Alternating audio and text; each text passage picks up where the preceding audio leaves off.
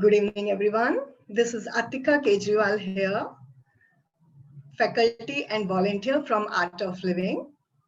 I'm serving Art of Living from past 18 years, and by profession, I am a civil engineer. I welcome you all to the family of Art of Living. Here we have Dr. Mohit Sharma today to address you all and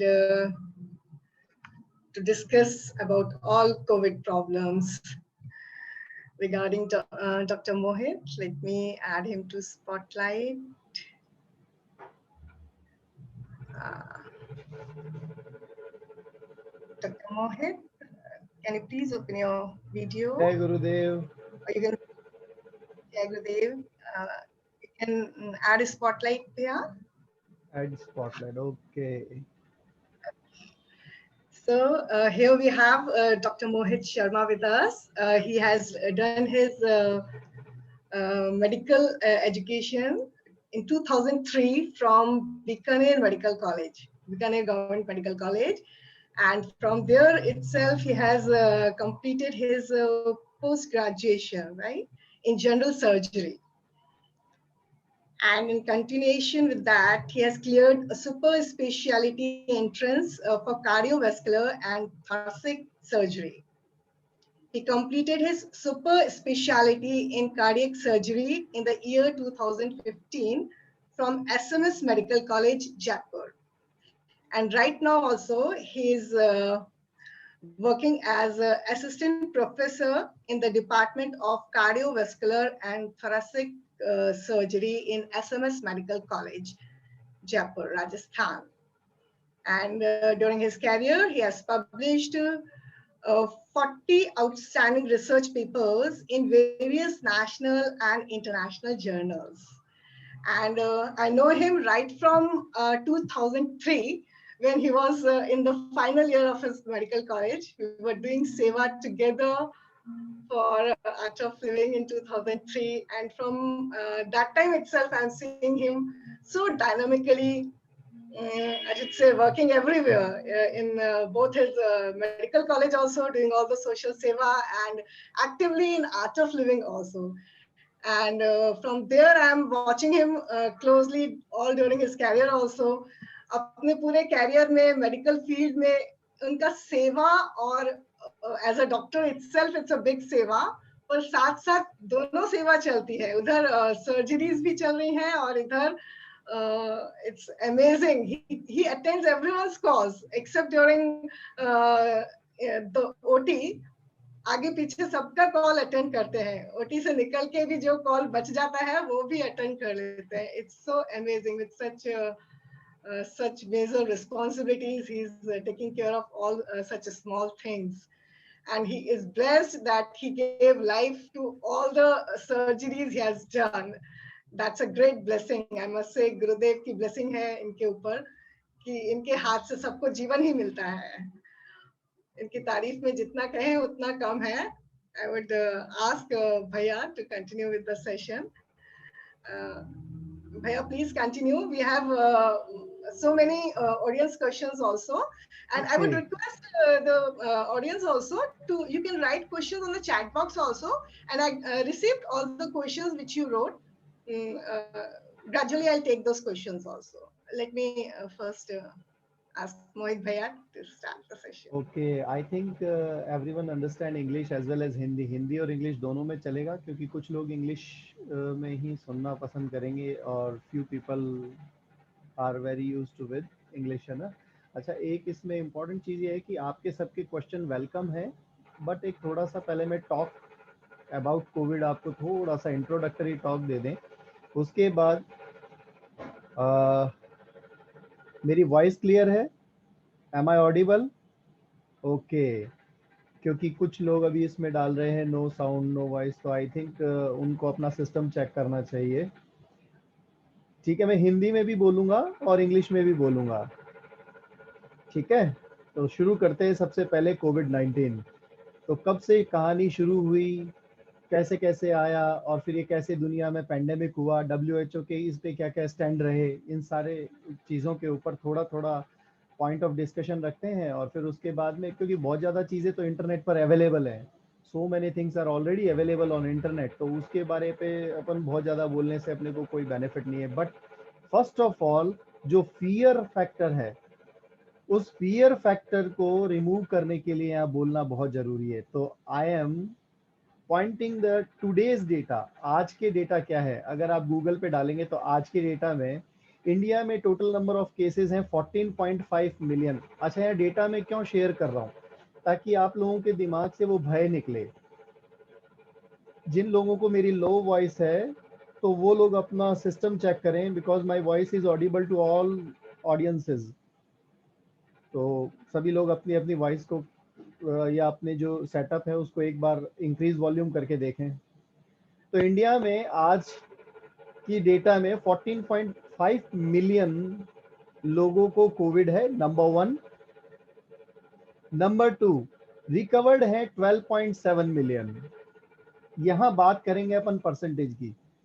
लगभग 14.5 million लोगों को Covid है, उसमें से लगभग 13 million लोग recover हो चुके हैं। और डेथ कितनी हुई है, 176,000, यानी अप्रोक्सीमेटली 2 लाख पीपल के राउंड। 135 करोड़ की जनता, उसमें से 2 लाख की डेथ। बात को समझना आप, 135 करोड़ हैं हम। मैं आपको सारे फैक्ट्स एंड फिगर शेयर करूंगा अभी स्क्रीन पे। कितना पॉपुलेशन है इंडिया में, टॉप 10 कॉज मोर्टेलिटी के क्या है, पहले 10 कारण क्या क्या है मोर्टेलिटी के, उनमें कहीं कोविड एग्जिस्ट नहीं करता है। तो फिर इतना भय क्यों है और क्यों लोग इतना भाग रहे हैं, को भी हम डिटेल में भी डिस्क्राइब करेंगे। तो सबसे पहले क्लियर हुआ वर्ल्ड वाइड क्या है, 140 million people are affected and 80 million are already recovered, 3 million people died because of COVID. Road side accident में आप क्या मानते हैं कितने लोग मरते होंगे, रोड साइड एक्सीडेंट में कितने लोगों की डेथ होती होगी पर डे या एनुअली? एनीबडी है any idea about the road side accidents? रोजाना सड़क पर हिंदुस्तान में कितने लोग मरते हैं? तो इसका डेटा भी आप गूगल पे चेक करेंगे तो आपको मिलेगा 627 लोग प्रतिदिन सड़क पर डेथ होती है, और 1.4 के यानी लगभग 148,000 लोग सालाना रोड साइड एक्सीडेंट में मारे जाते हैं। 148,000 और 176,000, 30-35 20,000 के आसपास का डिफरेंस है जो on an average road side accident में मारे जाने वाले पेशेंट्स या कल्प्रिट्स, और इसके अलावा कोविड के पेशेंट्स। पहली बात। दूसरा, इसमें भी मुख्य राज्य कौन से हैं?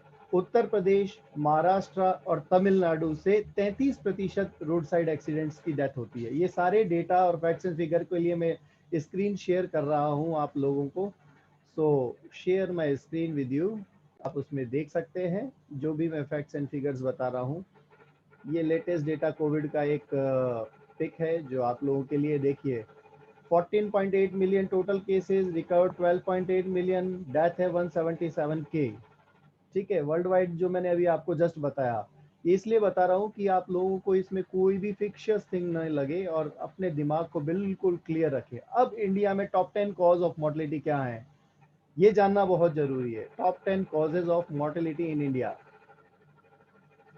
तो ये पिक है, इसमें सबसे इंपॉर्टेंट होती है non communicable diseases. Non communicable diseases में से भी cardiovascular disease is the most common. ये देखिए, ये सीडीसी स्टाफ इन इंडिया है, ये आप देख सकते हैं। CDC staff in India, 10 US agencies ने सेपरेट इसमें कंसेंसस लिया। इंडिया में, इंडिया की पॉपुलेशन है 1.36 billion, per capita income, life expectancy दे रखा है for female 70 year, male for 68 years, infant mortality rate इसको अपन साइड करते हैं। Top 10 causes of death in India. First is heart disease, second is COPD, that is obstructive pulmonary disease, third is stroke, fourth is diarrheal, fifth is lower respiratory, sixth is tuberculosis, seventh is neonatal यानी बच्चों की मृत्यु, आठवां asthma, नौवां diabetes, 10वां CKD यानी कि chronic renal disease. तो अब मेरे को इसको बताने से क्या एडवांटेज है, और इसके अलावा आपको एक और रीसेंट फैक्ट बताते हैं ताकि और अच्छे से ये आपके, India had an estimated 22.2 million COPD patients and around 35 million chronic asthma patient in 2016. 26% of all deaths occur due to cardiovascular diseases. More than 1.73 million new cancer cases are likely to be recorded. अच्छा, ये सारा मैं आपको क्यों बता रहा हूँ, इन सारे को मुझे बताने का क्या एडवांटेज है, तो अभी आपको इससे अपन बात करते हैं। हाँ, तो अब आते हैं अपन वापस कोविड के ऊपर। तो इसका ये मतलब हुआ फिर इतने लोग जो मर रहे हैं, अस्पतालों में ऑक्सीजन की कमी है, बेड्स की कमी है, ये सब ऐसा क्यों हो रहा है, इसमें इसके पीछे क्या रीजन है, इतना दुनिया भाग रही है, इतने लोग हाईली स्कैरिसिटी में, मतलब उनको समझ नहीं आ रहा है क्या करना है क्या नहीं करना है। इसका कारण है हमारा हेल्थ सिस्टम।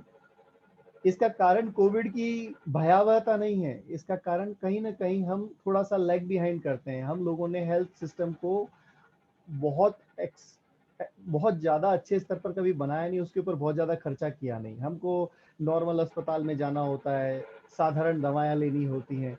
तो क्या है मेजर रीजन, हमारा इंडिया का हेल्थ सिस्टम एक डेवलप्ड कंट्री के जैसे थोड़ा सा पिछड़ा हुआ है। अदरवाइज कोविड के लिए आप WHO की साइट पर जाइए, एक क्लियर कट इंस्ट्रक्शन लिखा हुआ है, 85% patients are normally recovered.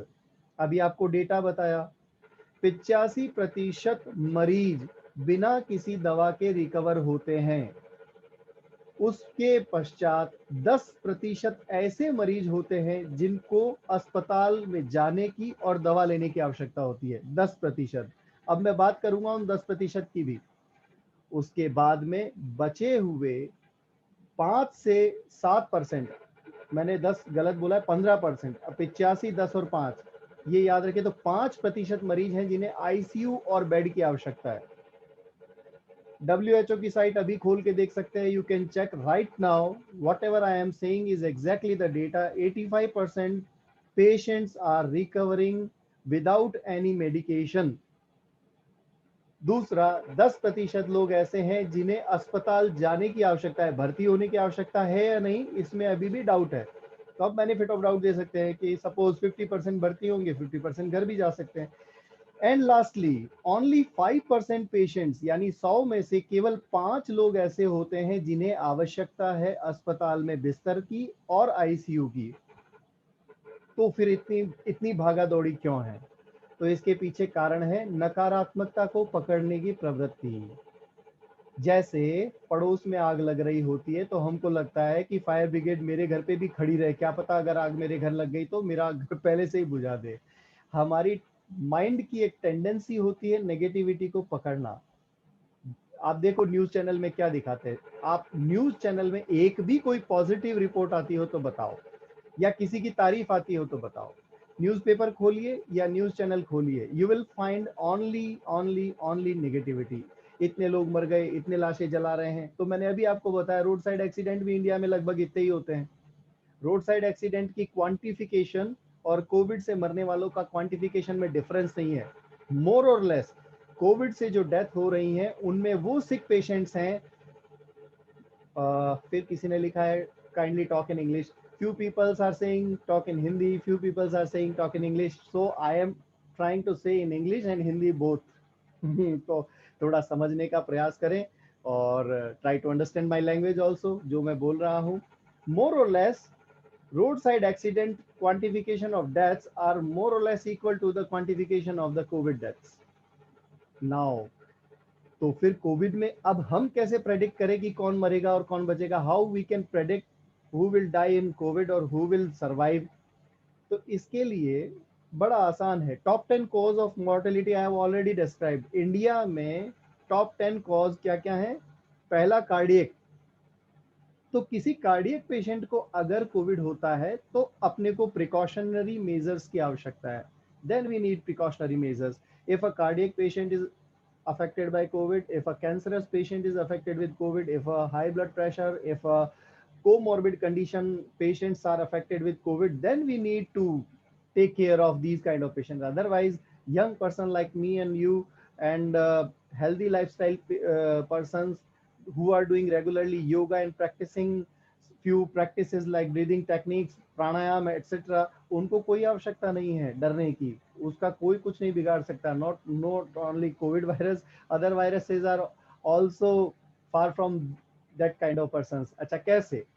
Now Covid के ट्रीटमेंट में दो इंपॉर्टेंट चीजें हैं जो कोविड के स्टार्ट में भी मेरा एक सेशन हुआ था,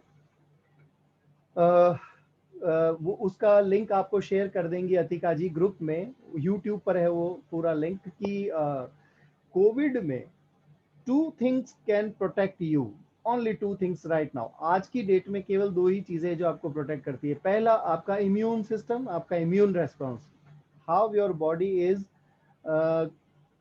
responding the infectious particle, that is your immune system. Number 2 is if some outside material is injecting in yourself for improving your immune system, like vaccine, या तो वैक्सीन से या आपकी इम्यूनिटी से, इन दो चीजों से आप प्रोटेक्ट हो सकते हैं। उसके अलावा अभी तक जितनी भी दवाएं हैं, like remdesivir, tocilizumab, so and so forth, so many drugs are there, all those drugs are still under trial. अभी तक विश्वसनीय स्तर पर है या नहीं हम कह नहीं सकते।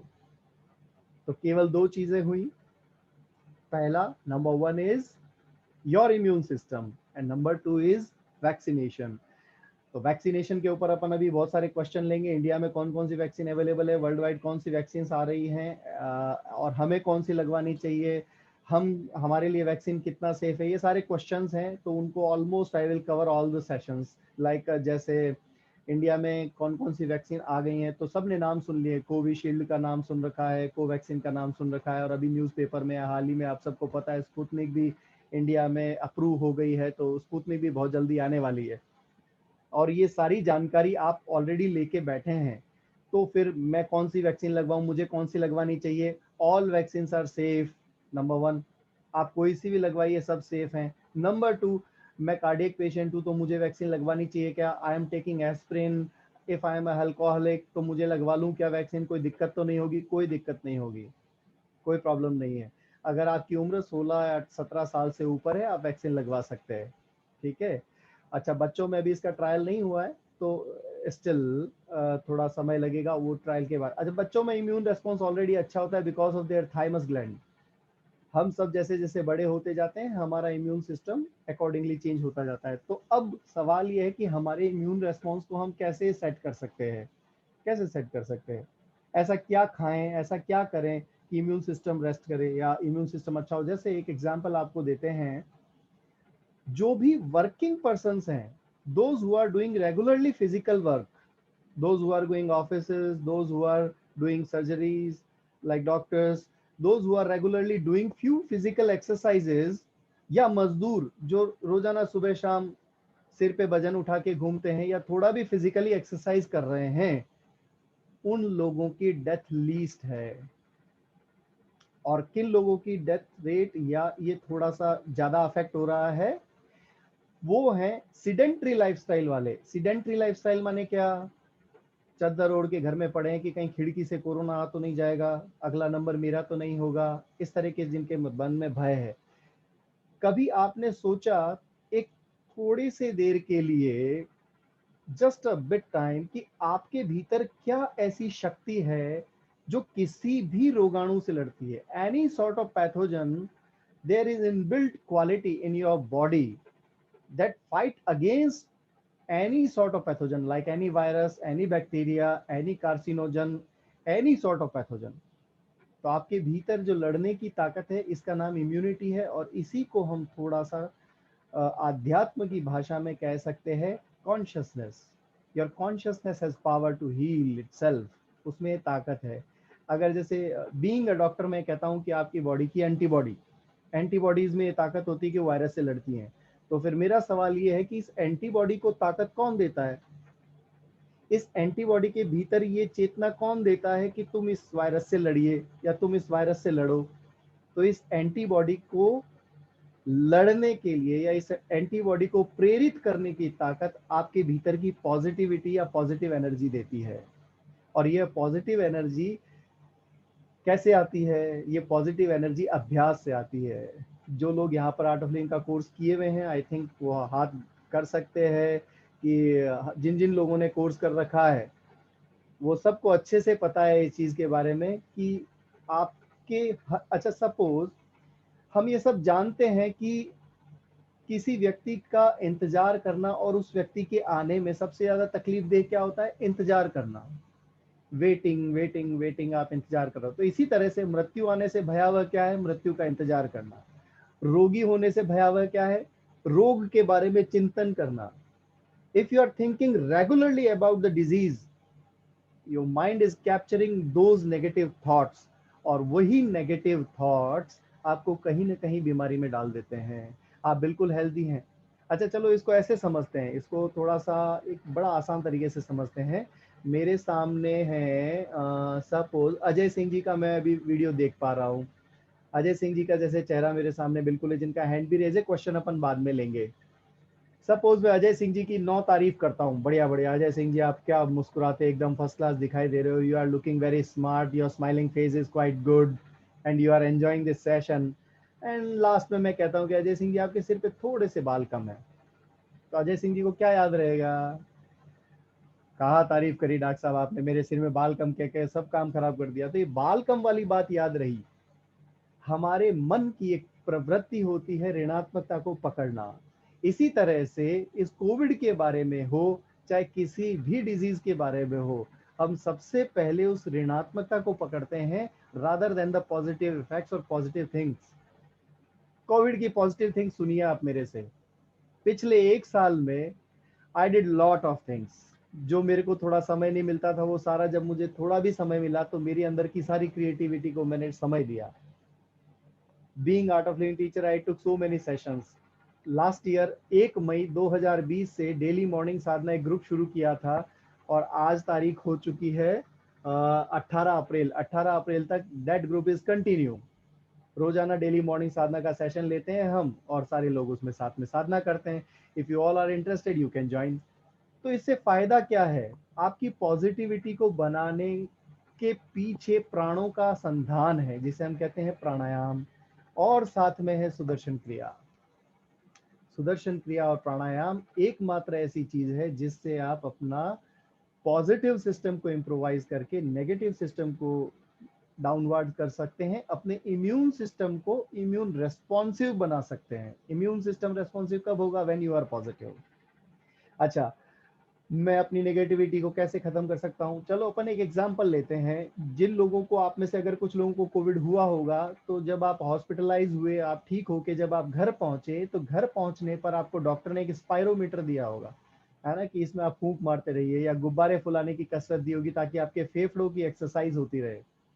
फेफड़ों की एक्सरसाइज प्राणायाम से बेहतर कोई कर सकता है क्या? 6000 वर्ष पूर्व महर्षि पतंजलि ने प्राणायाम बताया। प्राणों का संधान, प्राणों का अनुसंधान, प्राणों का आयाम, the dimension of prana by the virtue of changing your breath.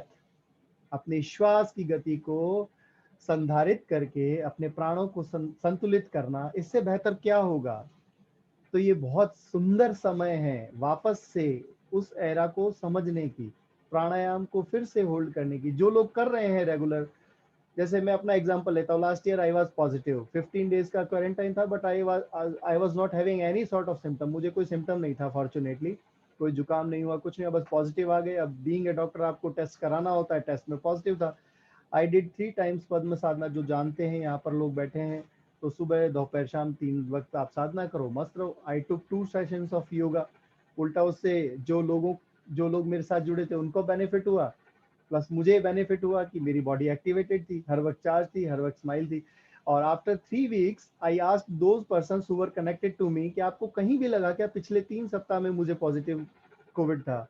तो सब बोले नहीं, ऐसा तो कहीं लगा ही नहीं। तो this is the effect of pranayama, Sudarshan Kriya, breathing techniques, bhastrika. इसका एक एग्जांपल यही लेंगे, प्रैक्टिकली लेंगे, अभी लेंगे, इंस्टेंट लेंगे। तो आप सब रेडी हो प्रैक्टिकल एग्जांपल के लिए? फिर अपन क्वेश्चंस लेते हैं, बस ये लास्ट थिंग को कंप्लीट करते हैं, उसके बाद आपके क्वेश्चंस सारे जो भी क्वेश्चन है सब पूछ सकते हैं, बारी बारी पूछ सकते हैं। सेशन कंप्लीट हो जाए उसके बाद अगर पूछने की इच्छा है तो आप बाद में भी, आपको पूरा मौका मिलेगा। अभी ग्रुप तो हो गए डेवलप, और मेरा कांटेक्ट नंबर भी यहाँ पे डाल दिया जाएगा, तो आप मेरे से वैसे भी कांटेक्ट कर सकते हैं। तो अपन अभी सबसे पहले करते हैं कुछ यौगिक ब्रीदिंग का अभ्यास। व्हाट एग्जैक्टली यौगिक ब्रीदिंग इज? तो यौगिक ब्रीदिंग के अभ्यास के लिए you can see up to navel region. आप मुझे शायद देख पा रहे हैं वीडियो में, ठीक है। बायां हाथ पेट पर रखिए और दायां हाथ छाती पर रखिए। You can practice with this thing with me. आप ये मेरे साथ प्रैक्टिस कर सकते हैं। इसको यौगिक ब्रीदिंग कहते हैं। और यौगिक ब्रीदिंग के प्रैक्टिस से, बिलीव मी और मार्क माई वर्ड्स, आपको किसी रेस्पिरेटरी एक्सरसाइज की आवश्यकता नहीं पड़ेगी आफ्टर डूइंग दिस। तो अब क्या करना है, सबसे पहले जब आप श्वास भरते हैं, देखो हमारे श्वास में एक होता है एब्डोमिनल ब्रीदिंग, आप देखो गौर से तो पेट भर रहा होगा और पेट खाली हो रहा होगा, नॉर्मल ब्रीदिंग पैटर्न। दूसरा होता है जब हम फोर्सफुल लेते हैं तो थोरैक्स भरता है, ये थोरैसिक है। और थोड़ा खींचेंगे तो ये क्लेविकल ऊपर जाएगा, इस हड्डी को कहते हैं क्लेविकल, ठीक है। तो इन तीनों को जब हम एक साथ करते हैं तो ये यौगिक ब्रीदिंग कहलाता है। बायां हाथ पेट पर, दायां हाथ छाती पर, श्वास भरे, श्वास भरते हुए पहले पेट को फुलाएं, छाती को फुलाएं, फुलाएं, फुलाएं, फिर अपने दोनों कंधों को कानों तक ले जाएं। Hold and relax. रिलैक्सेशन में पहले कंधे नीचे, फिर छाती को सिकोड़ें और फिर नाभि को अंदर खींचें। रिपीट।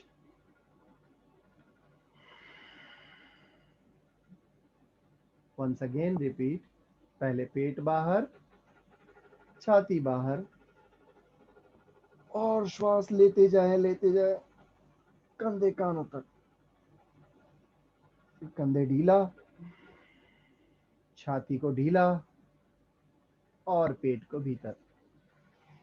तो जिन भी लोगों को प्राइमरीली इस तरह के सिम्टम है ना, दे कैन प्रैक्टिस दिस यौगिक ब्रीदिंग। It's very simple. हम हमारे फेफड़े की 30% क्षमता का इस्तेमाल करते हैं और बाय द विर्च्यू ऑफ प्राणायाम हम हमारे फेफड़े को 70 से 90% तक इस्तेमाल करते हैं। जब आप अपने फेफड़े को 70 से 90% तक इस्तेमाल करेंगे तो वायरस को कहाँ जगह मिलेगी, आपके फेफड़े में तो नहीं मिलेगी। चलिए, तो छोटी सी बात थी। और क्वेश्चन लेते हैं अपन, है ना। क्वेश्चन शुरू करते हैं। चलिए क्वेश्चन लीजिए अतिका जी। हाँ भैया एक क्वेश्चन चैट बॉक्स में आया है मनीषा जी का।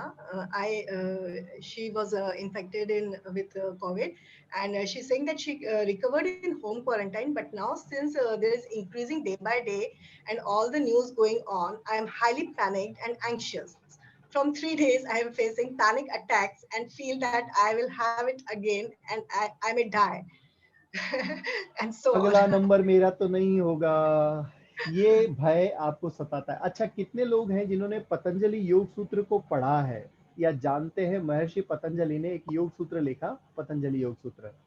उसमें 5 तरह के क्लेश बताए हैं। क्लेश, 5 टाइप ऑफ क्लेश, है ना। सबसे पहला क्लेश होता है अविद्या। उसका उत्तर मैं बीइंग ए डॉक्टर नहीं दे रहा हूँ, बीइंग ए योगा टीचर दे रहा हूँ। पहला है अविद्या। अविद्या का अर्थ है जो नित्य है उसे नित्य न जानना, जो अनित्य है उसे नित्य जानना, जो दुनिया दिखाई दे रही है उसे सत्य जानना, जो दुनिया है नहीं उसे असत्य जानना। मतलब सत्य असत्य के भेद को जो न समझ सके उसे कहते हैं पहला अविद्या। दूसरा है राग, किसी भी वस्तु से मोह, अगर आपको अटैचमेंट हो जाए दैट इज राग। राग के पीछे पीछे है द्वेष। कभी राग होगा तो उसके पीछे द्वेष पक्का है। आप खुद देख लीजिए अपने जीवन में, जहां कहीं आप अटके हैं उसके पश्चात आपको दुखी हुआ है। राग, द्वेष, और उसके बाद में है अस्मिता और अभिनिवेश। अस्मिता का अर्थ है मैं, मेरा, मैं, मेरा, मैं, मेरा, इन सारी चीजों में उलझता है व्यक्ति, तो क्लेश। And abhinivesha is the important thing that is creating panic in you. एक अज्ञात भय से हर वक्त डरते रहना, कल को कहीं ये सृष्टि खत्म हो गई तो मैं मर तो नहीं जाऊंगा, अगला नंबर मेरा तो नहीं है, अब मेरा क्या होगा, अब तेरा क्या होगा रे कालिया, कुछ नहीं, मस्त रहे। Just join art of living online breath and meditation workshop. अगर नहीं किया है तो, और अगर कर लिया है तो आप कोविड में 2 प्रैक्टिस रेगुलर करें। पहला कनिष्ठा प्राणायाम, भस्त्रिका प्राणायाम और kriya in morning. Kanishtha pranayama, bhastrika pranayama and any randomly selected meditation of Gurudev, ये इवनिंग में करिए। आप ये 2 काम करिए and mark my words, Covid आया और चला जाएगा, बहुत सारे ऐसे कई पैथोजन आए और जाएंगे, but you will be all right. अच्छा, ऑल राइट का मतलब ये नहीं होता है कि आप इस धरती पर हजारों सालों के लिए हैं। मृत्यु का कोई तो कारण होगा। लेकिन हाँ, स्वस्थ रूप से मरेंगे ये तय है। तो पहला इसमें इंपॉर्टेंट है अभिनिवेश यानी अज्ञात भय, और ज्यादातर लोग अज्ञात भय से इस दौर में ग्रस्त हैं। ठीक है। And the most important thing जो मुझे यहाँ शेयर करनी है, WHO ने ये कहा है, WHO ने ये कहा है कि after this Covid mental illness will be the global pandemic. ये माइंड करिए आप इस बात को, कितनी इंपॉर्टेंट चीज है। Mental illness will be the global pandemic, और ये मेंटल इलनेस का साइन है अज्ञात भय, डरते रहना। आप किससे डरते हैं और क्यों डरते हैं? मत डरिए, क्योंकि कोविड से तो आपको मैंने डेटा बता दिया। इस डेटा के अलावा मेरे पास और कुछ शेयर करने के लिए था नहीं। मैं आप लोगों का भय निकाल सकूं इसके लिए ही डेटा लेके आया कि 1.48 के यानी 148,000 लोग, लगभग 2.25 लाख लोग सड़क पर मर जाते हैं, और लगभग 2.25 लाख लोग ही कोविड से मरे। तो क्या फर्क है? फर्क ये है कि जो लोग भयग्रस्त हो गए उनको भागना पड़ रहा है। अच्छा, एक भयभीत व्यक्ति को देख के दूसरा व्यक्ति ऑटोमेटिकली भयभीत होता है।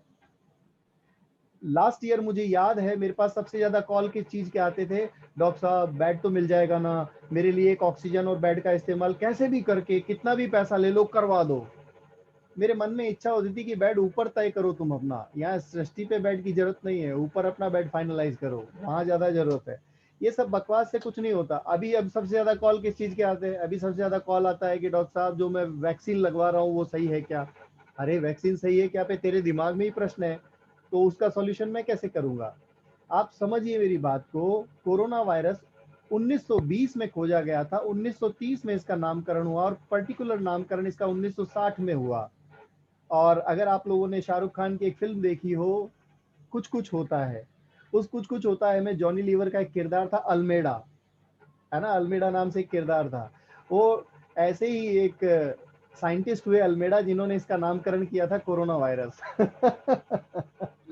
तो क्या है, एक नॉर्मल व्यक्ति की नाक से पाए जाने वाला सामान्य सर्दी जुकाम का वायरस, परंतु इसको इतना सीरियसली लेने की आवश्यकता इसलिए है क्योंकि थोड़ा सा म्यूटेटेड है और आपको रोगग्रस्त कर सकता है। तो आप इसको सीरियसली ले, इसको मजाक में न ले। लेकिन इसका ये अभिप्राय बिल्कुल नहीं है कि सीरियसली लेके खुद सीरियस हो जाए। सीरियस लेने का अर्थ होता है उसके प्रति जागरूकता, उसका प्रिवेंशन, उसका क्योरेटिव पार्ट। ये नहीं होता कि अब मैं खुद ही सीरियस हो गया हूँ, चद्दर ओढ़ के सो गया हूँ। आई have seen so many cases last year जिसमें कुछ लोग ऐसे थे जो खिड़की भी नहीं खोलते थे, खिड़की से कोरोना आ गया। तो अभी वो सब जिंदा है, उनको अभी तक किसी कोरोना ने नहीं मारा है, बट स्टिल बता रहा हूँ, prevention is always better than cure. तो प्रिवेंटिव पार्ट पर काम करिए, अपने आप को पॉजिटिव रखिए, ध्यान करिए, थोड़ा योगाभ्यास करिए, थोड़े आसन प्राणायाम करिए, you will be all right, कुछ नहीं होगा आपको। और जिन लोगों को हो गया आपके परिवार में या हमारे किसी परिवार के किसी सदस्य को, उनके लिए प्रे करिए। इनफैक्ट अगर वो माइल्ड टू मॉडरेट डिजीज में तो उनको भी कोर्स कराइए। Up to moderate disease any patient can do pranayama. बिस्तर में बैठ सकते हो, मॉडरेट डिजीज में अगर ग्रस्त हो बिस्तर में बैठे बैठे भी प्राणायाम कर सकते हो, कोई नहीं रोकता है। जब आपको एक मेरे जैसा डॉक्टर ब्रीदिंग एक्सरसाइज बताएगा वो आप कर लोगे, तो बैठ के प्राणायाम करने में क्या कष्ट है भाई? कोई कष्ट नहीं होना चाहिए। ठीक है, तो माइल्ड टू मॉडरेट डिजीज में यू मस्ट डू प्राणायाम। हाँ, नेक्स्ट क्वेश्चन पूछिए अर्तिका जी। Sudarshan Kriya leads to respiratory alkalosis. So, is it helpful in COVID? Infected people by causing alkalosis? Definitely yes. पहली बात तो रेस्पिरेटरी एल्केलोसिस ट्रांजिएंट होता है, it is not for 4 to 6 hours. आपकी पूरी body का pH आप 24 घंटे में नापिए, पहली चीज। जैसे कुछ लोगों का मत है कि Sudarshan Kriya is hyperventilation. No, Sudarshan Kriya is not exactly hyperventilation. Transiently your blood pH can go alkalize, but it always removes your metabolic acidosis of your body. आपकी बॉडी में जितने टॉक्सिन्स है उनको रिमूव करने के दो ही तरीके हैं। देखो, ये बात पतंजलि को 6000 साल पहले पता थी, और हम लोग मेडिकल साइंस पढ़ के आज समझते हैं कि we have 2 organs to remove the things, like first one is kidney and number 2 is your lungs by the breathing। आप अपनी CO2 को रिमूव करते हैं by lungs और exhalations। आप अपने फेफड़े से CO2 बाहर निकालते हैं। इसी तरह से अपनी किडनी के माध्यम से आप यूरिया को बाहर निकालते हैं। तो शरीर के टॉक्सिन्स क्या हैं? Urea, CO2, metabolic alkaloid. ये सारे मेटाबॉलिक प्रोडक्ट्स जो लैक्टेट एंड अदर थिंग्स जो हैं उनको एक्सक्रीट करने के लिए इतने सुंदर माध्यम में श्वास जब जुड़ी, श्वास के माध्यम से आप अपने metabolic toxins as well as emotional toxin भी निकालते हैं। एग्जाम्पल बताते हैं आपको इमोशनल टॉक्सिन निकालने का। आप कैसे रोते हैं, कभी अपने रोने के पैटर्न को नोटिस करिए, सुबुक सुबुक के रोते हैं, तो आप एक सांस में क्यों नहीं रो लेते? भाई अगर रोना ही है, एक सांस लेता हूं और दूसरी सांस जब निकाल रहा हूं उसमें रो लो आराम से, कौन कहता है मत रो, आंसू तो वहां भी निकलेंगे। लेकिन आपके सुबकने के पीछे बेसिक फिजियोलॉजी है, आपकी श्वास को टुकड़ों में तोड़ना। ये श्वास जब टुकड़े में टूटती है तो आपके इमोशनल टॉक्सिन्स भी रिलीव होते हैं।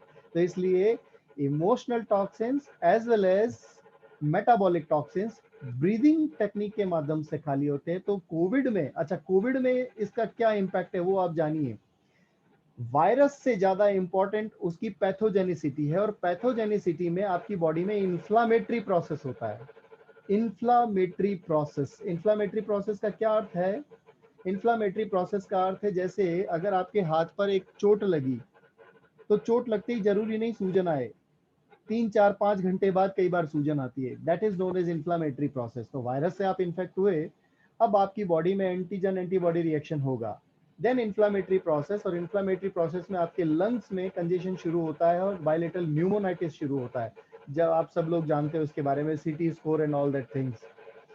तो ये बायलेटरल न्यूमोनाइटिस को कम कैसे कर सकता है? तो बायलेटरल न्यूमोनाइटिस को कम करने के लिए ही ब्रीदिंग टेक्निक्स और ब्रीदिंग एक्सरसाइजेस का रोल है। प्लस फेब्राइल कंडीशन में, बुखार की स्थिति में आप खूब पानी पी के और जब सुदर्शन क्रिया या मेडिटेशन करते हैं तो आपके टॉक्सिन वही पानी के साथ में through the renal system excrete होता है। आप देखो ज्यादातर फीवर में क्या होता है? डिहाइड्रेशन। डिहाइड्रेशन का इलाज क्या है? रिहाइड्रेशन। अच्छा पानी पीजिए। अच्छा पानी पीने के बाद में आप अपने जितने भी बॉडी में मेटाबोलाइट्स हैं, जो जिनको हम ये कह सकते हैं कि लैक्टेट एंड अदर थिंग्स, उस यूरिया एंड अदर थिंग्स जो कि आपकी बॉडी में और पायरोजन क्रिएट करते हैं, interleukin 2, interleukin 6 and cytokinin. If you, आप में से कोई डॉक्टर्स होंगे तो जानते होंगे पायरोजन क्या होते हैं। इंटरल्यूकिन्स एंड टीएनएफ अल्फा, वो पायरोजन है जिसके कारण बुखार आते हैं। और बुखार यानी फीवर का कॉज ये पायरोजन क्यों है? क्योंकि पायरोजन रिजल्ट है एंटीजन एंटीबॉडी रिएक्शन का। या मैं यूं कहूं, देवासुर संग्राम में दो चीजें निकली, विष और अमृत। विष क्या है? विष है इन्फ्लामेटरी प्रोसेस, लंग्स में न्यूमोनाइटिस। और अमृत क्या है? अगर एंटीबॉडी अच्छी बन गई तो आप इम्यून हो गए। तो जिन लोगों को कोविड होने के बाद में फिर दे आर गेटिंग वेल, तो ज्यादातर लोगों को एंटीबॉडी टाइटर अच्छा हो जाता है, और एंटीबॉडी टाइटर ठीक होने से कहीं ना कहीं इम्यून सिस्टम डेवलप होता है। और यही इम्यून रेस्पॉन्स हम वैक्सीन के माध्यम से क्रिएट करते हैं ताकि उनमें उस कोविड के प्रति इम्यूनिटी डेवलप हो सके। ठीक है, तो ये इसका एक एक्सप्लेनेशन है। और रेस्पिरेटरी एल्कलोसिस ट्रांजिएंट होता है, एक पर्टिकुलर समय के लिए। ऐसा नहीं कि आपने अभी सुदर्शन क्रिया की तो पूरे दिन भर आपको रेस्पिरेटरी एल्कलोसिस रहेगा, ऐसा नहीं है। जैसे किडनी से मेटाबॉलिक एसिडोसिस और मेटाबॉलिक एल्कलोसिस बैलेंस होता है, इसी तरह से रेस्पिरेटरी सिस्टम से कहीं ना कहीं रीनल सिस्टम कंपनसेट होता है। अगर रीनल सिस्टम यानी गुर्दे से आपकी बॉडी में मेटाबॉलिक एसिडोसिस हो रहा है तो उसको कंपनसेट करने के लिए रेस्पिरेटरी एल्कलोसिस है। If you are asking me these things in technical terms. खैर, टेक्निकल टर्म्स में अपने पास बहस करने का ज्यादा समय नहीं है, तो अभी दूसरा सवाल लेते हैं। Ask next question please. Atika ji, दूसरा सवाल लें। Okay. Can COVID positive ones do physical workout? हाँ, physical workout up to some extent. ऐसा नहीं है कि सुबह शाम लेके जिम में बैठे हैं या आप आसना कर रहे हैं, बट मेरा एक्सपीरियंस और मेरा अनुभव है कि I did a bit higher side. मैंने अपने शरीर को थोड़ा और एक्सटेंड किया और मैंने अच्छे से, जो मैं एक बार दिन में 45 minutes I used to do daily yoga practice, but during COVID I was free for 15 days, so I did it thrice a day, दिन में 3 बार किया। और जब तक एक्टिव रहता था फिजिकल बॉडी तब तक कोई दिक्कत नहीं होती थी। तो फिजिकल वर्क को अप टू सम एक्सटेंट करना है, बहुत ज्यादा करने से कई बार नुकसान हो सकता है, क्योंकि आपका सिस्टम को आप बेहतरीन समझते हैं। अगर आपने बहुत ज्यादा लेवल पे एक्सर्ट कर लिया तो एक्सर्शन से आपको दिक्कत हो सकती है। वायरल फीवर या साइटोकाइन रिलीज कहते हैं इसको, तो बहुत ज्यादा एक्सर्ट नहीं करना है, लेकिन बिल्कुल पड़े भी नहीं रहना है कि चद्दर ओढ़ के पड़े ही हैं बस इंतजार कर रहे हैं 15 दिन कब हो जाए, ऐसा नहीं है। सूक्ष्म व्यायाम कर सकते हैं ऐसे समय में। सूक्ष्म व्यायाम का अर्थ होता है थोड़ा सा joint rotation, neck rotation, shoulder rotation, हल्का सा बैक रोटेशन। तो थोड़ा सा सूक्ष्म व्यायाम पर ध्यान दें, वनस्पत इसके कि आप बहुत एक्सरसाइज कर रहे हैं और क्या आप तो 10 राउंड सूर्य नमस्कार के कर रहा हूँ, ये सब बेवकूफ़ी नहीं करना है। थोड़ा विजडम का इस्तेमाल करें इसमें। Next question. Does vaccination reduces the immunity of a person for no, certain not at amount of all, time? Not at all. Immunity को घटाता नहीं है वैक्सीनेशन, इम्यून रेस्पॉन्स के लिए रिस्पॉन्सिबल है। वैक्सीनेशन से इम्यून रेस्पॉन्स कम नहीं होगा। तो ये क्वेश्चन में अभी वैसे ट्रायल अभी बहुत सारे चल रहे हैं वैक्सीन को लेकर के, बट स्टिल वैक्सीन किसी भी बॉडी में जाने का मतलब होता है डेड वायरसेस को बॉडी में आप किसी भी फॉर्म में आप डालते हो ताकि बॉडी में इम्यून रेस्पॉन्स आ जाए। अगर लाइव वायरस जाएगा तो बीमारी आएगी, बट डेड वायरस जाएगा तो वो इम्यून रेस्पॉन्स क्रिएट करेगा। तो इम्यूनिटी बढ़ती है, घटती नहीं है। बट इम्यूनो कॉम्प्रोमाइज्ड पेशेंट्स अगर हैं, इम्यूनो कॉम्प्रोमाइज्ड पेशेंट्स का मतलब है ऑलरेडी पहले से ही कोई इम्यूनिटी बॉडी में नहीं है, तो उसके अंदर ये इम्यून रेस्पॉन्स किस लेवल का होगा, these all are the matter of researches and are totally ongoing. तो अभी ये चल रहा है इसके ऊपर।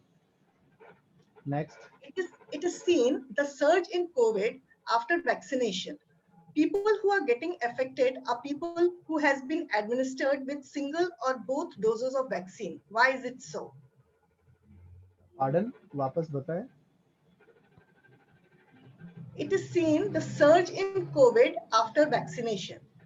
People who are getting affected are people who has been administered with a single or both doses of vaccine. Why is it so?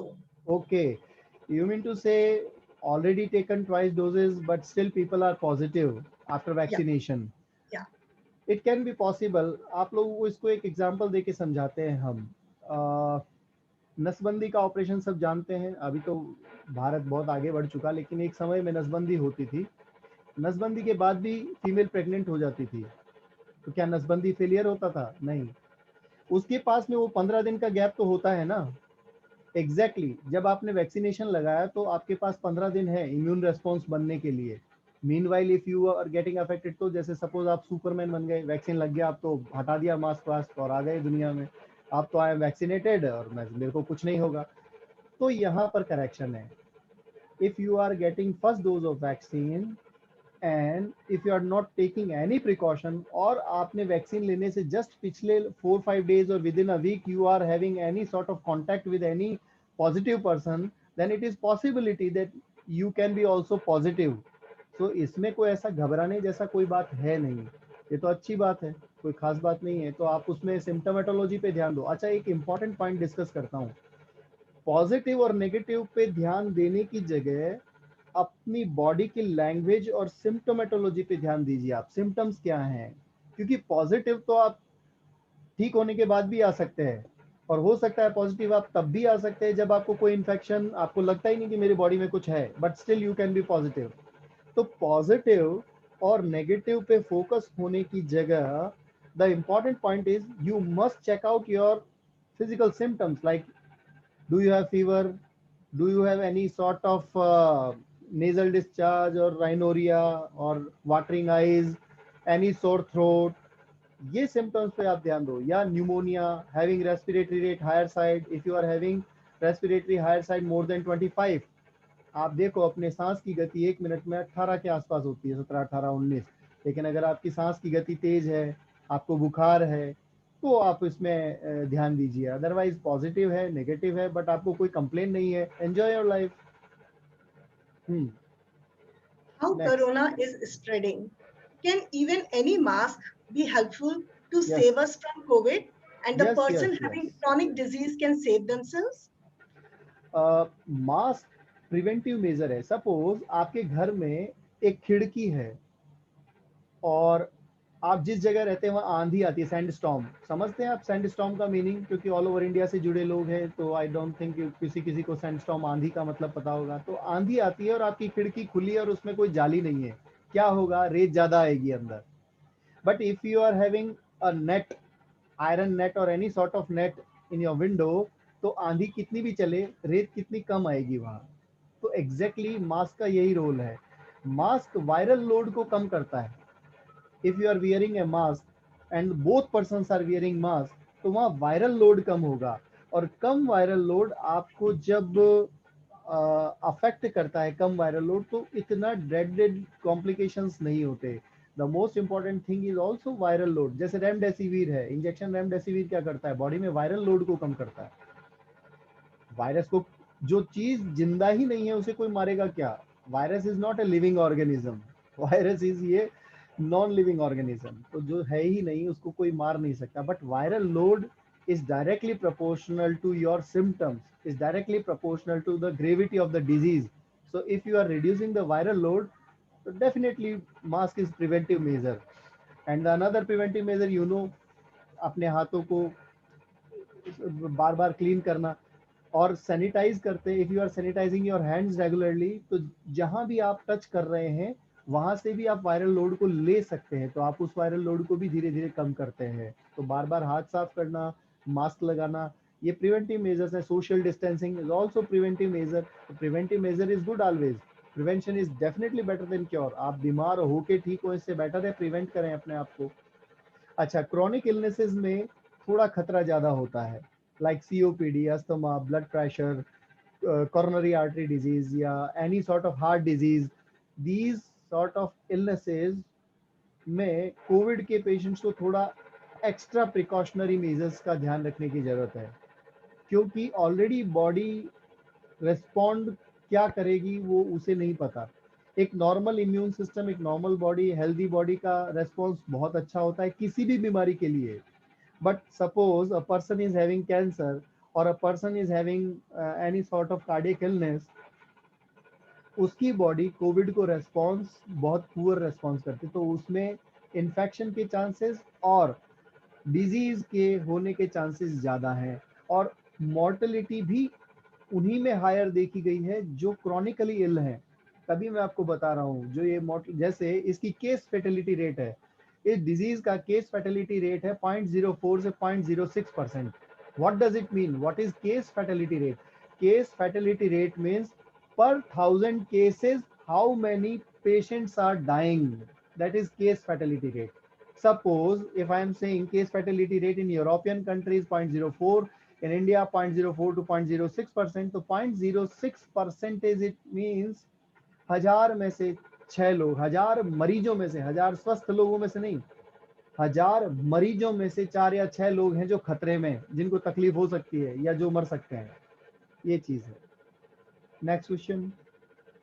Why cardiac arrest is happening in COVID patients? Cardiac arrest can happen in any sort of illness, not only in COVID patient. It is not specific for COVID. It is simple कि एक बीमार व्यक्ति में या comorbid व्यक्ति में कोई भी इलनेस ज्यादा उसको ग्रेविटी दे सकती है। तो it is not specified because cardiac arrest can happen any sort. Suppose in diabetic patient, तो ऐसे तो इंसिडेंस है, डायबिटिक पेशेंट्स में कार्डियक अरेस्ट ज्यादा होता है। तो कोविड भी कोमॉर्बिड करता है, किसी भी पेशेंट को एक एसोसिएटेड इलनेस देने से जो ऑलरेडी उसमें डिजीज है वो डिजीज की ग्रेविटी बढ़ जाती है। तो इसलिए कार्डियक अरेस्ट होना कोविड में या किसी भी बीमारी में कॉमन है। तो इसका कोई अभी ऐसा इंसिडेंस डॉक्यूमेंटेड नहीं है कि है ना कोविड में ही कार्डियक अरेस्ट ज्यादा हो रहा है, अभी ऐसा कोई डॉक्यूमेंटेशन नहीं है। बट ये डॉक्यूमेंटेशन जरूर है कि जो क्रॉनिकली इल पेशेंट्स है उनमें कोविड dangerous है। Suppose a person is having cardiac disease or a person is having any sort of lung disease or any sort of chronic illness can have more dangerous COVID symptoms. Next. जब कोई symptom ना हो तब भी report positive हो और home isolate होने के कितने दिन बाद दोबारा टेस्ट करा सकते हैं या घर से बाहर 15 days, 15 days, 15 दिन में टेस्ट कराओ। 15 दिन में टेस्ट अगर नेगेटिव आता है वेल एंड गुड, अगर टेस्ट नेगेटिव नहीं आता है तो थोड़ा और 5-6 दिन रुक के फिर आप टेस्ट कराओ। अब इसमें ये है कि dead virus can present in your body, तो ये टेस्ट कई बार 2 महीने 3 महीने तक पॉजिटिव आ सकता है, तो ये इससे कोई फर्क नहीं पड़ रहा है। मैं अगेन आपको इसीलिए ये चीज पहले ही क्लियर कर दिया, टेस्ट का पॉजिटिव आना और टेस्ट का नेगेटिव आना ये एक टेक्निकल टर्म है, लेकिन अपन इस टर्म को जाने कि सिम्टम्स क्या है मेरी बॉडी में। If I am positive but I am having no symptom, enjoy your life, 15 दिन की छुट्टी लो, मस्ती करो। लेकिन अगर आपको टेस्ट नेगेटिव है but you are having all symptoms, तो ये आपको चिंता की बात है। जैसे हमारे हॉस्पिटल में अभी I have seen so many patients having negative reports but they are having bilateral pneumonitis, severe pneumonitis. तो अब बीइंग ए कार्डियक सर्जन हम उनको ऑपरेट करने की जगह we are treating them as a COVID patient and they are getting well, वो ठीक भी होते हैं। तो उसमें नेगेटिव पॉजिटिव का आप क्या कर सकते हो? आप कुछ नहीं कर सकते हो। अच्छा 3 बार रिपोर्ट कराओ, 4 बार रिपोर्ट कराओ, जैसे इसका रीजन है मिडल ईस्ट से जो रेस्पिरेटरी सिंड्रोम हुआ था, मर्स जो एक वायरस का वेरिएंट है, वो नेगेटिव रिपोर्ट देता है कई बार, तो इट इज पॉसिबल। अच्छा एक क्वेश्चन अभी जस्ट आया, सीटी का टेस्ट कब नीड होती है? सबसे ऑथेंटिक जो टेस्ट है वो एचआरसीटी है। आरटीपीसीआर से भी अच्छा टेस्ट है एचआरसीटी। अगर आप एचआरसीटी कराते हैं तो उसमें बायलेटरल न्यूमोनाइटिस बिल्कुल क्लियर दिखेगा। It is possible that your HRCT is positive but your RTPCR is negative. इसीलिए मैं बोल रहा हूँ, अगर आपको रेस्पिरेटरी सिम्टम है, अगर आपको फीवर है, अगर आपको ये सारी दिक्कतें हैं, तो आप इस पे फोकस करिए, अदरवाइज नो नीड। अगर आपका रेस्पिरेटरी सिस्टम ठीक है, आपको कोई फीवर नहीं है, डेस्पाइट अगर आप आरटीपीसीआर पॉजिटिव है तो आप क्वारंटाइन लिए। अच्छा व्हाट इज एचआरसीटी? एचआरसीटी का मतलब है high resolution CT scan of your chest. HRCT, that is CT scan of your chest, and it is more sensitive और स्पेसिफिक देन आरटीपीसीआर। बट अपने पास में भी आरटीपीसीआर अवेलेबल है, तो अपन जाके तुरंत करवा सकते हैं। अच्छा करवाना कब चाहिए? थोड़ा भी आपको सस्पिशियस है, you must go for it, ताकि आप इसको प्रिवेंट कर सकें। अगर आपको सस्पिशन लगता है, you must go for RTPCR. After 7 to 10 days अगर आपको लग रहा है कि नहीं मैं ठीक नहीं हो रहा हूँ, मुझे और तकलीफ हो रही है, then you must go for HRCT and go for treatment. 85% possibility है कि आप बिल्कुल ठीक हो जाएंगे बिना किसी दवा के। हल्का फुल्का पैरासीटामोल लीजिए, जो अभी कॉमनेस्ट है paracetamol, azithromycin everybody is taking. और 10% चांसेस है कि आपको हॉस्पिटल जाना पड़े, एंटीवायरल ड्रग लेना पड़े, और 5% पॉसिबिलिटी है कि आपको आईसीयू के दर्शन हो जाएं। लेकिन ये 5% की पॉसिबिलिटी भी तब है जब आप बहुत सारी इलनेसेस से ऑलरेडी जूझ रहे हैं, आपको क्रॉनिक किडनी डिजीज हो रखा है, आपको बहुत सारी तकलीफें शरीर में, उसके बाद एक पॉसिबिलिटी है कि अब आपको कोविड जो है वो तकलीफ दे सकता है। Otherwise online breath and meditation workshop करिए। मेरे अगले कोर्स की डेट मैं आपको इन एडवांस बता देता हूँ। 29 April I am going to take online breath and meditation workshop and link will be shared in the groups. आप उसमें जिन्होंने नहीं किया रजिस्टर करें, जिन्होंने कर रखा है दे कैन एंजॉय और repeat the course with Sudarshan प्रिया। अच्छा हैंड रेज है। क्वेश्चन और है, हाँ प्रेगनेंसी में कोविड होने से बेबी पर कोई इम्पैक्ट है क्या? अभी तक केवल एक पेशेंट वर्ल्ड वाइड डिटेक्ट हुआ है, 2 मंथ नियोनेटल, उसका भी मेरे पास स्लाइड है पर वो बताने की आवश्यकता नहीं है। बच्चों में अभी बहुत ज्यादा कोविड के फैटल केसेस नहीं देखे गए हैं, 1 या 2 में कवासाकी डिजीज देखी गई है, प्लस एक 2 मंथ नियोनेट को डिटेक्ट हुआ है। इसके अलावा इंडिया में अभी ऐसा कोई रिपोर्टेड नहीं है जो डॉक्यूमेंटेड हो या जिसमें जच्चा और बच्चा को बहुत ज्यादा खतरा हुआ हो। बट स्टिल आई सजेस्ट कि आपको किसी अच्छे सेंटर में अपना डिलीवरी कराना चाहिए if pregnant female is there.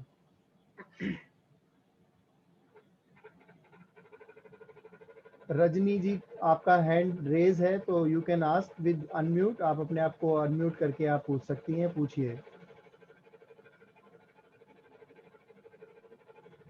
हाँ रागिनी जी, रागिनी सिंह।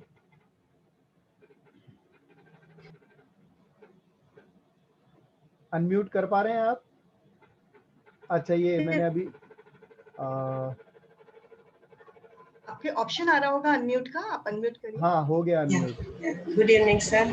अच्छा मुझे ये पूछना है कि कल मेरी फैमिली में एक डेथ हुई है कोविड से ही, लेकिन उनको कोई पहले से कुछ नहीं था, कोई प्रॉब्लम नहीं थी, सिर्फ कोविड की वजह से, और रीज़न था कि रात में उनका ऑक्सीजन लेवल कम हो गया तो हार्ट अटैक उनको आ गया। ऐसा पॉसिबल है क्या? देखो बिल्कुल, अब इसमें इम्पोर्टेंट चीज क्या है, हार्ट अटैक है ना। हार्ट अटैक के कारण से डेथ हुई है, कोविड इज एसोसिएटेड फैक्टर, पर अब चूंकि इस एरा में हम हर चीज कोविड के माथे जड़ रहे हैं, हर चीज के लिए कोविड को जिम्मेदार ठहरा रहे हैं, ऐसा नहीं है। If a cardiac compromised patient is having COVID illness, then definitely the patient is prone for death और कार्डियक अरेस्ट।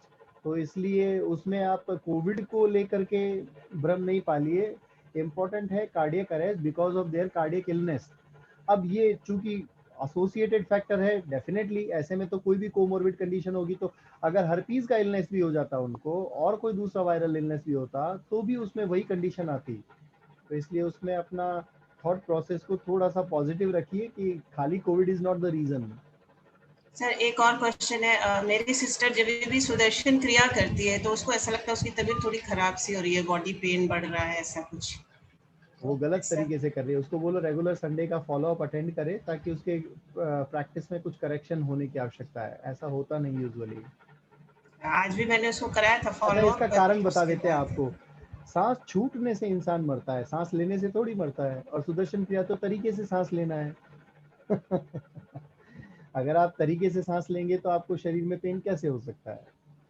तो ये पॉसिबिलिटी नहीं है, वो कहीं टेक्निक फॉल्टी है और समथिंग इज डिफरेंट। तो वो under the guidance of any teacher she should correct the technique और व्हाटएवर देयर इज। वेदा जी हैं जिनका थैंक हाथ यू। खड़ा है, वेदा जी पूछिए। सेकेंड डोज अगर डिले होती है तो उसका क्या इम्पैक्ट है, ऐसा किसी ने प्रश्न किया है। सेकेंड डोज डिले होती है तो कितना डिले? अगर सेकेंड डोज आप साल भर बाद लगा रहे हो तो उसका कोई फायदा नहीं। सेकेंड डोज के डिले का भी एक टाइम ड्यूरेशन है।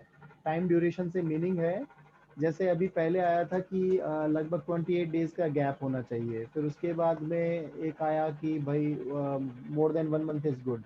It's all about immune response basically, तो है ना। 1.5 महीने 2 महीने तक का तो डिले है तो चलता है, बट अगर वो बहुत ज़्यादा डिले कर लिया तो उसका कोई एडवांटेज होता नहीं, क्योंकि immune response always after 14 days, तो इसलिए बहुत ज़्यादा उसमें डिले नहीं करना है। वेदा जी कुछ पूछना चाह रही हैं, आस्क टू अनम्यूट। हाँ वेदा जी, अपने आप को अनम्यूट करिए और पूछिए। यस, सो मैंने ऐसे देखा है कि अडोफ्लिंग के वॉलंटियर है, रेगुलर साधना करते हैं, प्राणायाम करते हैं, and he is also very active, and उसकी भी डेथ हो गई है, तो ऐसे क्यों? डेथ इज इनएविटेबल, किसी की भी हो सकती है, हम सब की होगी एक दिन, इसका कोई ड्यू टू रीजन नहीं कोविड, है। नहीं नहीं he नहीं, affected with COVID, and within few days he it passed all away. Depends, it all depends कि है ना वो कितना क्या है, वो तो देखो डिपेंड करता है कि है ना। देखो मृत्यु आनी है, इसके मृत्यु वाले टॉपिक के ऊपर अपन कभी और बात कर सकते हैं, बट मैं तो अपने प्रिवेंशन के लिए बता रहा हूँ कि हम कैसे प्रिवेंट कर सकते हैं।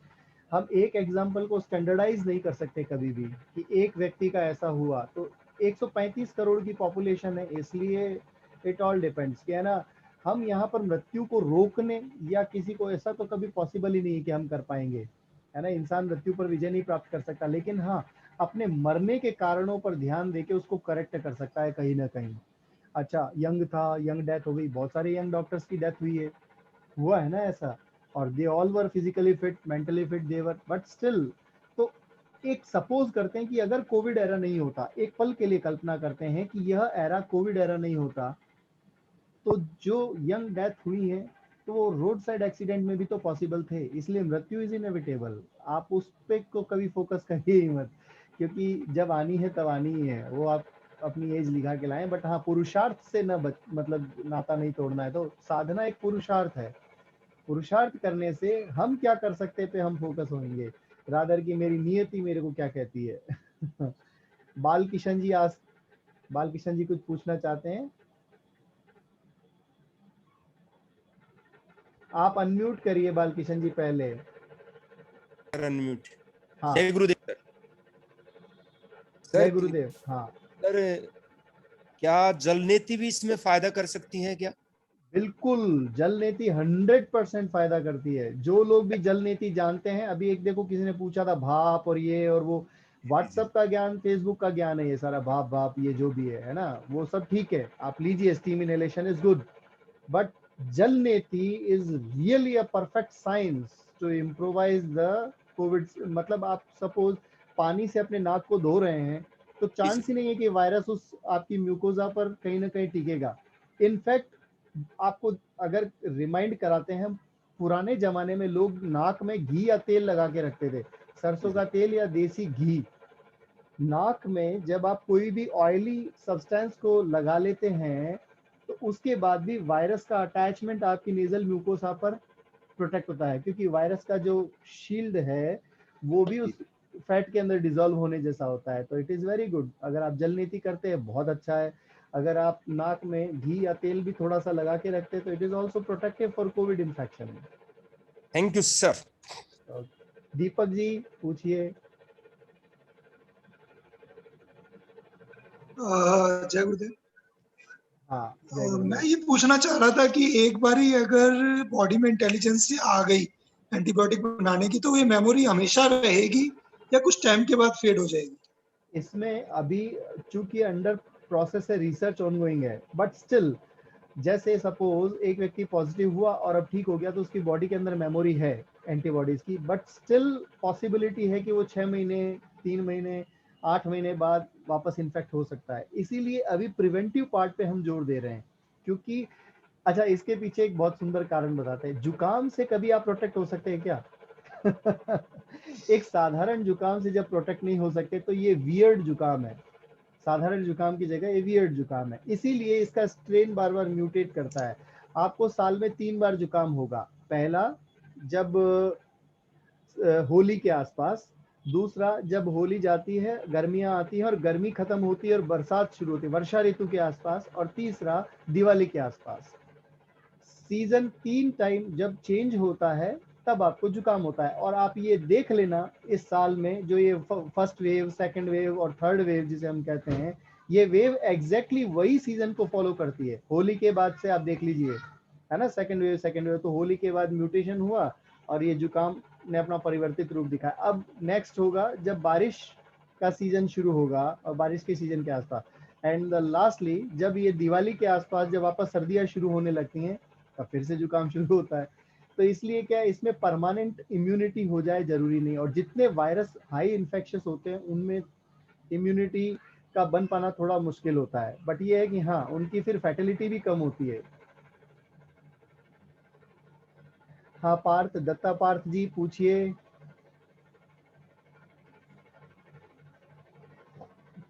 प्रिया खन्ना जी, नीलम गुप्ता जी, शिव कुमार जी और पूनम जी। तो दत्ता पार्थ जी, आप तो रेगुलर डेली साधना में हमें मिलते हैं, आप पूछ सकते हैं तब भी और अब भी। You can ask. Okay, Priya Khanna ji you can ask. Hello, नमस्ते जी। हाँ वो नमस्ते जो जी। आश्रम का जो आयुर्वेदिक डोजा है ना, हाँ कबासुर कुडीनिर, वो खा सकता है क्या इंसान? बिल्कुल। हाँ मैं इतने पूरे सेशन में एक सबसे इम्पोर्टेंट चीज को टच करना भूल गया हूँ, वो है अपने शिष्य आयुर्वेदा का एक आता है कबासुर कुडीनिर नाम से प्रोडक्ट। जो भी लोग पॉजिटिव हैं या जिनको भी प्रॉब्लम है they can try it, it is best. इसके ऊपर रिसर्च हो चुका है, अभी रिसेंटली एक रिसर्च मेरे पास आया है और वो मैं शेयर करूंगा। उसमें यही है, कबासुर कुडीनिर का डोज है 1 टैबलेट TDS और 2 टैबलेट TDS। जैसे अगर आप पॉजिटिव हैं तो आप ये ले सकते हैं, पर थोड़ा पित्त प्रकृति वालों को उसमें थोड़ी दिक्कत है, अदरवाइज ये बेस्ट है। इवन इसकी एफिकेसी 86% है, इक्वल टू द वैक्सीन, है ना। कमाल बात, वैक्सीन का एफिकेसी भी 80%, 85%, 90% ऐसे है, और कबासुर का भी जो इफेक्ट है वो 86% के आसपास जो रिसर्च में सामने आया है। इट इज गुड, वो लेना ही चाहिए अगर आपको कहीं भी लगता है कि इफ यू आर पॉजिटिव और यू हैविंग सिम्पटम्स। नहीं, पॉजिटिव नहीं है। नहीं तो ऐसे जबरदस्ती नहीं लेना है, जबरदस्ती नहीं अच्छा, लेना है, ऐसे फिर ठीक। पित्त बढ़ेगा उससे और फिर गैस्ट्राइटिस होगा। हाँ, और थैंक यू। प्रिया जी पूछिए।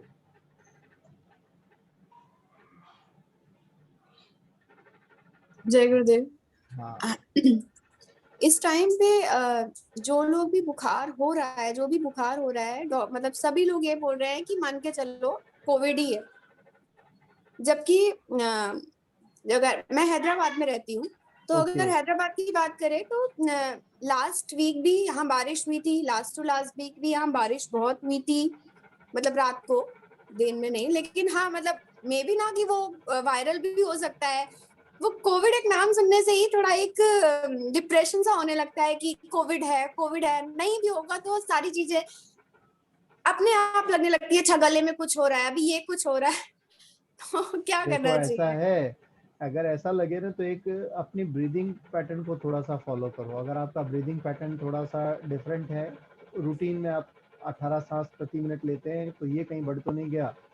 बाकी ये देखो, फिर मैं बता रहा हूँ, if you are having fever, high fever, not reducing by any sort of paracetamol or other drugs and having sore throat, तो फिर आप टेस्ट कराओ। अदरवाइज तो 85% तो वैसे भी ठीक होते हैं। अभी बताया ना मैंने आपको, 85% पेशेंट्स रूटीन मेडिकेशन से ठीक होते हैं। अब कोविड के साथ साथ इन्फ्लुएंजा भी तो है, और कोविड के साथ में अदर वायरल इलनेसेस भी तो हैं, तो हम हर चीज का ठीकरा कोविड के माथे क्यों फोड़ें? हाँ लेकिन थर्सडे को मेरे हस्बैंड को फीवर हुआ था। हाँ मैंने उनको डे 1 से आइसोलेट कर दिया था, सब कुछ था, सारे उनका रूम अलग, क्योंकि मेरी बेटी भी है 5.5 साल की, तो इस डर से कि चलो जो भी है क्या है, लेकिन फिर भी मुझे फीवर हो गया। तो देखो ऐसा है कि इससे जैसे हमको लगता है आइसोलेशन में सब ठीक है। आइसोलेशन का अर्थ है, अगर आप अपने हस्बैंड को पूरा पॉलीथीन में रैप कर देंगे और सांस लेने की भी जगह नहीं छोड़ेंगे ना, तो आइसोलेशन है ऐसा वो। नहीं एक था, मिनट में बता रहा हूँ, तो वो आइसोलेशन है। अदरवाइज जैसे अभी वो आपके पीछे बैठे हैं या एक ही रूम में आप रूम शेयर कर रहे हैं, इट इज नॉट पॉसिबल। और आप इसको बॉदर भी ना करें, माइंड माई मतलब जो मैं बोल रहा हूँ कि है ना, और ये मेरे से आइसोलेशन नहीं हो पा रहा तो कैसे मैं बचूंगा कि नहीं, ऐसा कुछ नहीं है।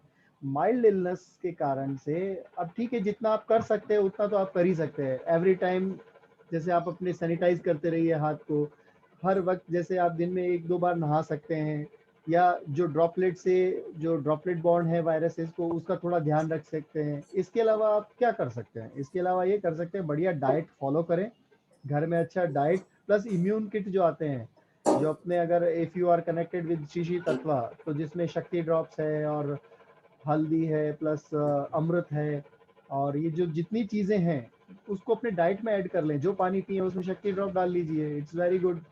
जब आप दूध पीते हैं उसमें हल्दी डाल लीजिए, it's again very good. Antiviral property होती है हल्दी की।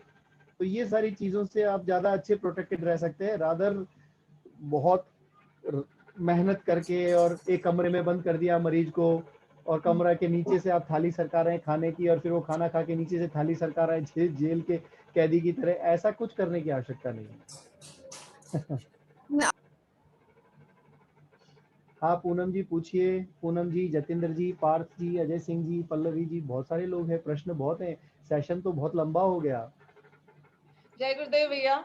हाँ भैया जय मम्मी गुरुदेव। ने वैक्सीन लगवाई थी कोविशील्ड, उसके 2 दिन बाद उनको हर्पीज हो गया, तो वो हाँ रिएक्ट करती है, हमने सुना था कि बहुत रिएक्ट कर रही है। तो अभी सेकेंड डोज के लिए जाना चाहिए या नहीं जाना चाहिए? 1 और महीना हो चुका है क्या?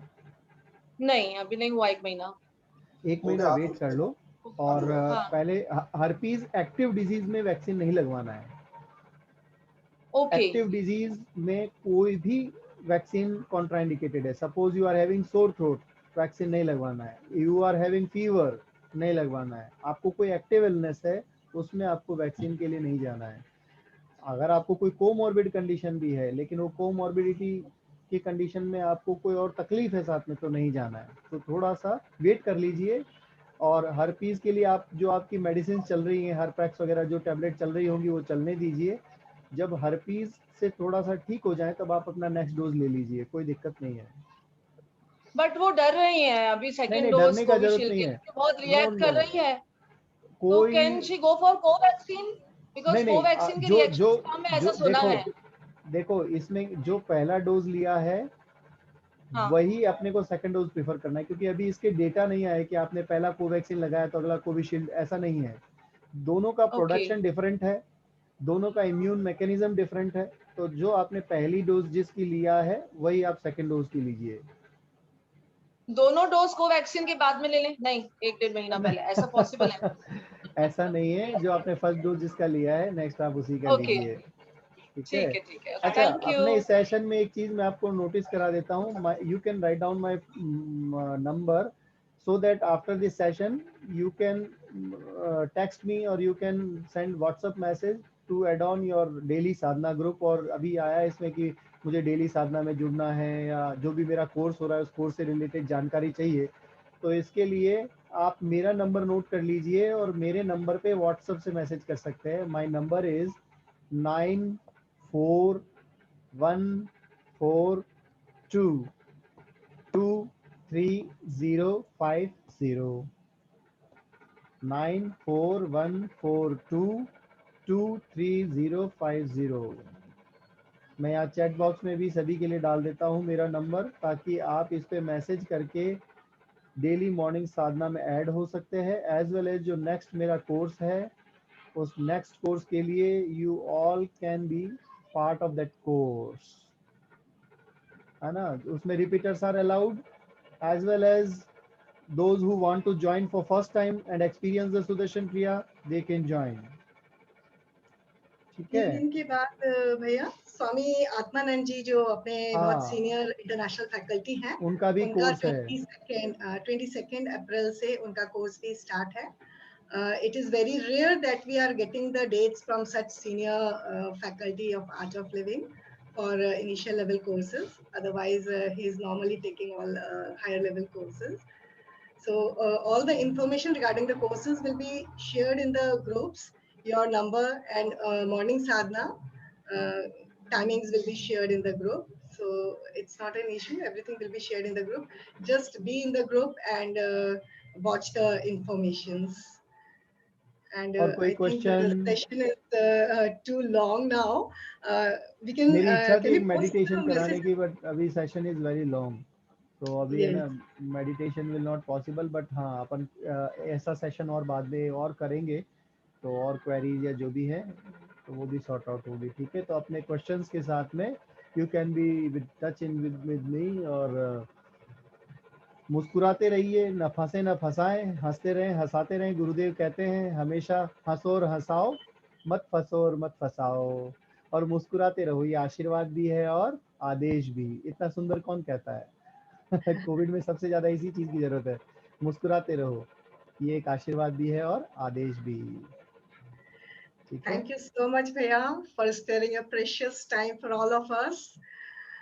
We are highly grateful for your services, for your social seva that you all are giving, both as a doctor and both as a social being.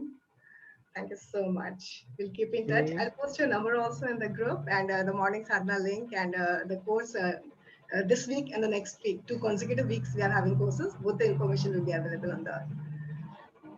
Thank you. Thank you so much.